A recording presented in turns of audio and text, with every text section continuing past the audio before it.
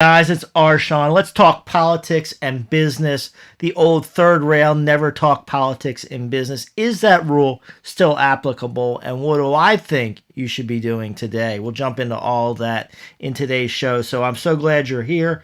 Glad you're interested in this topic. Let's jump into it. No legal advice today. Also, no financial or investment advice. Consult your advisors. The old rule was always never discuss politics in business, right? Just separate the two. Do your business. Go home. Maybe you're politically involved at home, but don't bring that stuff to the office and don't talk about it. We saw this work for many, many years, but the marketplace that we're in today is really changing, and it no longer makes sense to separate the two because people are shopping based on their political beliefs. They want to work with people they're politically aligned with. It's interesting when people call me, they call me and they say, hey, I want to work with you. I know what you stand for. I know who you are. And it's because of that. That's one of the reasons I want to work with you.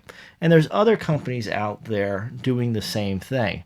Unfortunately, this is causing a division throughout the U.S. and the rest of the world because people are separating themselves into groupings based on political beliefs. And there's companies that I don't want to do business with based on their political beliefs. And there's probably people that don't want to do business with me based on my political beliefs. And I understand that.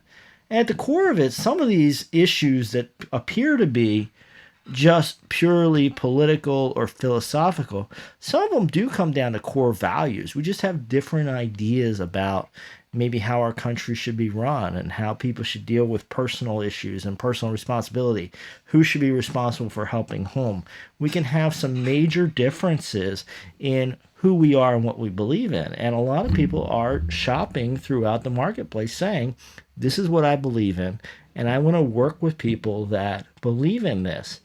And so in many ways, they're becoming distrustful of people who don't speak out on political issues, particularly political issues that are connected to the core business. And more today, it's getting hard to avoid that because there are so many social issues and so many political issues that often when you don't take a stand, you are taking a stand. And that shows them what you believe or what you do. And people are sorting based on this. So we just have to face this new reality.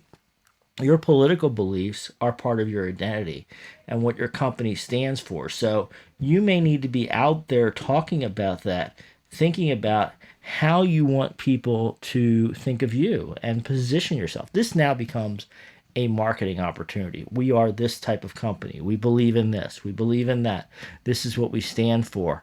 This is what we want our employees doing, and this is what we want our employees not doing, right? And of course, there are a whole number of legal and HR concerns that come in with that when we particularly get involved. But you can see more and more companies are talking about creating a culture around political beliefs because they believe that their market is demanding it. They want to please these potential customers, and they really want to know who these companies and these brands are. And some of these issues of the day are borderline ethical issues. While they may be political, do we support this cause? Do we not support that cause? In many cases, we can also view these as being ethical issues, right? Will we work with people that support certain political causes? Will we not work with it? So it is harder and harder to avoid this issue. And the big question is, can you afford not to get involved in these issues? These issues are there. People are paying attention to them. Your customers are looking at it. Can you afford not to take a position? Will you actually lose more business by not being political than you would by being political? And I think that's a question that you and your leadership team need to ask yourselves.